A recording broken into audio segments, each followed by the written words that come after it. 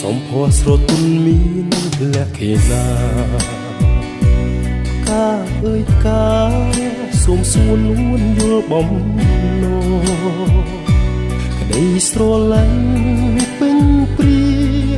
ដួងចិត្តនេះបងសូមធ្នមការទាំងកងក្នុងហារទី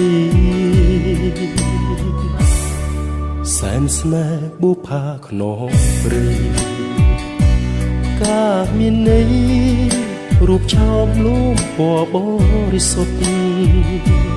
ដោយកំរក្រនឹងបានប្រានជួបស្នេហ៍ប្រាកដធ្នមតែការមួយគត់មិន